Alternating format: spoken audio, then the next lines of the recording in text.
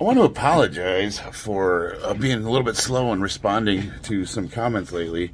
I haven't been online much. I haven't been on the forums. I'm in a Discord group, a couple of chat rooms, and my presence has been very minimal. I'm in a seminar. It's basically like a class, like a continuing education, and it's a week long. It's from basically start about 7 in the morning, get done for 4:30 every day. And it's a crash course. It's for superintendents. So basically all the iron workers, superintendents, general foremen, guys that are up getting ready to get promoted, take this course, and it basically goes over all of the nitty-gritty stuff that a superintendent will need to run a job site. Everything from, project management software to bidding and estimating, working well with others, team collaborating, sharing documents over the cloud. Everything's digital now, so we were on a crash course on some of the software we're using, where instead of the old days where you'd have drawings and you have to get together in a room and look them over, now everything, you could just walk around with a tablet and everything's real time. And if you're not familiar with that stuff, it can be really daunting. Now, why am I bringing this up? I had an interesting epiphany. I had a really, really interesting, I don't know how to describe it. I've been watching some of the videos that I posted where I respond to comments, and a couple in particular, we were really talking about motivations for why we do things, like being at a crossroads. One of them suggested that I was insecure and unhappy with my life, and really gave me pause to think about these things. I was like, man, are these guys right? Should I be doing the stuff I'm doing at my age? Maybe they're right. Maybe I'm focusing on the wrong things, and I should take a step back and really, contemplate my motivations. It kind of got me going. You guys really gave me pause to think about my life's path, where I'm going, and what I'm doing. So now here I am sitting in this class with a bunch of old salty psychopaths. These iron workers have been in the business for many years, sometimes decades. And they're all in this class to take that next step to become the, big superintendents. A lot of them are general foremen, and they've run jobs. But now we're talking about big projects, and that's what this training's for. And one thing I noticed is the mindset's different. These are all guys that they're relentless. They pursue whatever their endeavors are with ferocity. The mindset's different, and these guys are just go-getters.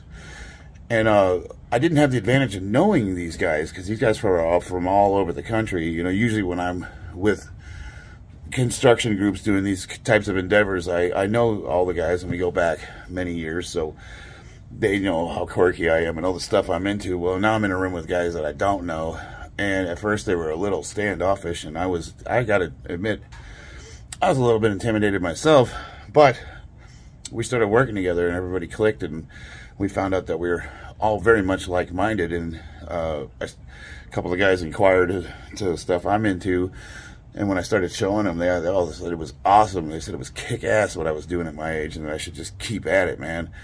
Mindset's different. And that's when it occurred to me, it really just like a light bulb went off.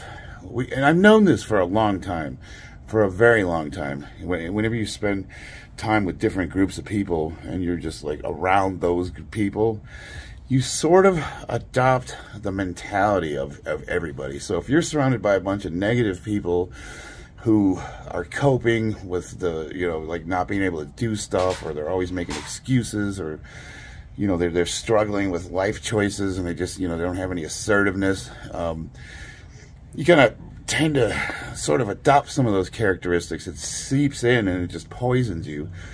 And if you're around a bunch of hard hitters, like when I was training at Iron Addicts Gym, where I was the smallest guy in the gym, and you got all these gorillas just throwing my max weight around like warm-ups, you adopt that mentality, you'll see, and you just start pushing harder, and you really turn you into an animal. It's like we take on the characteristics of whatever group we're in, and that's when it just hit me like a ton of bricks. Yeah, because lately, things have been off. You know, the weights have been a little heavier. The garage is a little bit colder in the morning. I'm a little stiffer when I'm getting out of bed. You'll notice that I'm not picking my feet up like I normally do. Kind of just, I don't know, like almost feeling like burned out. And then I go to spend one day around these group of hard-hitting go-getters. And a lot of them are my age or older, and they're still in the ring swinging. You know, they're still doing stuff well into their 50s and 60s. These guys are, you know, they're just built different. They have a different mindset, and they have a different agenda, and they have a different perspective on life. And just after spending one day with these guys, I come home and I'm training, and I put 545 pounds on my back, and I hit that for a triple as my warm-up. And that's when I realized, what are you doing? I've been adopting the mentality of the YouTube's comment section. Like, what are you talking about? Questioning your motivations. Like, am I doing the wrong thing? Should I give it up? Should I hang it up? Is this all about ego? No. I'm a power lifter, and I'm a competitive power lifter, and I'm going to compete in March, and I'm going to take those records, and I'm going to be inducted into the Hall of Fame, and I'm going to do it, or I'm going to die trying. That's what's up. But then I had to pump the brakes a little. I'm like, whoa. Okay, you're excited, right? You got your lease in life back, and you're refocused, you're honed, or like a laser. You're ready to go after it. But the old saying, I keep saying it, two things can be true at the same time. You got to stop and think about it. The big picture. All the rest of that stuff's still true. I haven't said anything that I don't believe. You know, I'm a man that's new to faith and kind of struggling with things, and you know, my family is the most important thing, and I cherish them and I love them, and powerlifting will always have to be secondary to that. So, you know, as excited as I got there, and I'm ready to go right now. I will compete tomorrow. I had to kind of take a step back and just sort of assess things, like, you know, what's really up? What is it really all about? The observation I made, and this is going to sound kind of shitty, and I apologize if it does. It's not meant to offend anybody. But all the guys that are telling me to pump the brakes, that I'm, you know, all about ego, or that, you know, anything that's causing me to question my motivations, I went back and kind of looked, and not one single one of them is a competitive powerlifter. None of them. They all lift, and they have different ranges of strength. But they all seem like those guys that are kind of low-key hating on people that are successful. I've noticed there's this phenomenon that's like crabs in a bucket. Now, you know the story. Like a crab tries to crawl out of the boiling pot, and the other ones will pull him back down again. I've noticed that if you're a high-level super elite athlete, like we're talking like Eddie Hall, like guys like Thor, big, giant, enormous, you know, deadlifting over 1,000 pounds, like, nobody really questions those guys. It's like, yeah, those guys are obviously on a ton of steroids, and they're doing all sorts of stuff that's terrible for your health, like will kill you on the spot kind of things. But we all celebrate them because they're so far beyond what a normal human is capable of. It's just like anything they do is just amazing.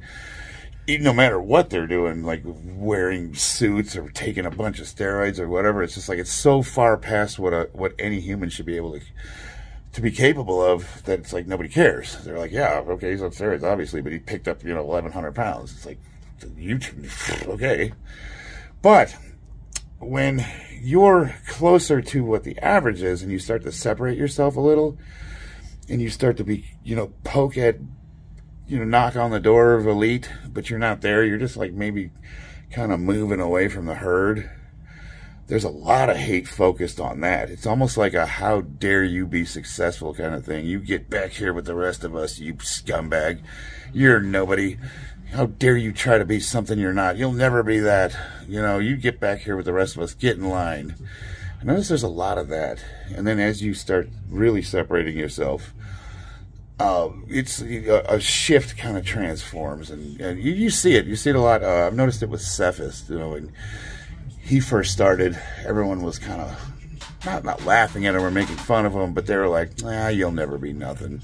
He just kept getting better and better and better, and now he's flirting on being a genuinely elite lifter, and I've noticed like the attitude towards him and his situation has changed significantly, and he's just going to keep going and going and going. But there's this like that growth phase where you start separating yourself from the pack. Well, that's the nasty part. That's where everyone's like, get back here with the rest of.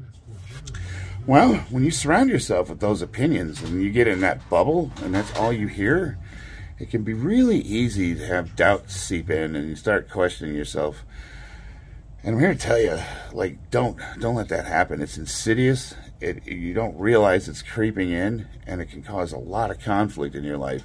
If you've got a goal and you are serious about it and you are focused and you're doing what you need to do to obtain that goal, don't let anybody derail you. Stay the course. You know, you're always gonna have a ton of detractors. There's always gonna be people that don't do but wish they could have, who will criticize those that do. There's no end to those people. Like, you know, it's like bowling pins. Knock one down and set them up. They just keep coming. So you got to kind of filter that noise out. But then on the other hand, like, I also kind of like the direction that I am taking the channel. I'm trying to create like what's sort of almost like a parasocial relationship where I interact with the people who are willing. I get a lot out of it. You guys help me as much as I might help you, and I really enjoy it. I was thinking about, like, why do I do these YouTube videos? You know, what's my real motivation? And the motivation is, you know, after thinking about it, is I like it. It's fun. I enjoy doing this. It's an expression of who I am. I'm learning a ton of stuff. Like, I'm totally self-taught. Video editing and all that, and am I good at it? I don't know, but everything that I've done, I've learned to do by myself for the most part. My son and his friends, they started a little YouTube channel doing what is it, Bakugan, the little tops that try to kill each other in the domes. And they did their first couple of videos, and he did some really basic editing, and you know, he showed it to me, and I was like, wow, this is really crappy. But I didn't want to like shit all over his efforts. Yeah, I shouldn't put it like that. I was super proud of him, and I told him, this is awesome that you guys are doing this. You got to keep doing it. But I said, you know, you need to refine a few things because it takes forever to get to anything of interest. And the way YouTube works is if you don't hook somebody within 30 seconds or 10 seconds, they're gone. They're on to the next video. So I told him, I said, you gotta work on that a little bit. And he kind of was like sad and dejected. And I'm like, no, don't get me wrong. It's awesome. You got to keep at it. I said, just keep doing it. You will get better at it. So go back and look at some of Dad's first videos. They're horrible. I drone on and on and on for an eternity, and I can't even watch them. And the only reason why I keep them up is so that people can refer back and see the process as I've started with just a laptop using MS Paint, and then I upgraded to, you know, like some real basic video editing software, and now I'm using Power Director, and now I can crank shorts out in like 10 minutes. You know, it's a process, and I'm getting better and better with every video. Everything from lighting keeps improving to the sound keeps improving. You know, it's just like, and I have no idea what I'm doing. And also, like, it's all kind of cobbled together because I don't have a ton of money to spend on this stuff either. So I got to do it as cheap as possible, and then on top of that, if you get the perfect setup, you still have to do something that people are willing to watch and is interesting. I haven't quite figured that out yet either, but the people that are interested in my comment and do watch my videos, even if it is only 10 of you, you all seem to really enjoy it and keep telling me to keep going. So I take, you know, it's that parasocial relationship where you give me feedback, I modify or change what I'm doing, and I try to present a more refined product. And that's what I told him. I said, just over time, you'll get it. I mean, we don't have the benefit or the luxury of some of these higher end productions that have teams to work with. So you just got to grind. And I told him it's just like anything else, like lifting, like work, sitting in this room with all these superintendents, all these guys that have been in the business for a long time, and they have that mentality of where it's do or die. You're not going to tell these guys they can't. They will. You tell them what you need, and they will figure out how to make it work. That's the kind of people that I'm spending the next week with. And I'll tell you what, it's infectious, it's refreshing, and I absolutely love it. Man, it's almost like somebody took a crowbar and pried my head out of my ass, and now I'm seeing things like, what are you doing? What are you doing? Who are you? Why are you listening to these people? Get under the weight and lift it. You know what you're doing. Jesus Christ, you've been doing this for 2 decades. And what, are you going to have a crisis of faith now? Anyway, speaking of which, I got to get ready and I got to get to this course. It is 6:13 and I need to be there by 7:30, so it's time for me to get ready. If you guys got anything out of this, hit that like, subscribe, comment. Hey, I would love to hear your thoughts on it. It is an ongoing conversation and I still want to hear back from everybody. I love you guys. See you on the battlefield.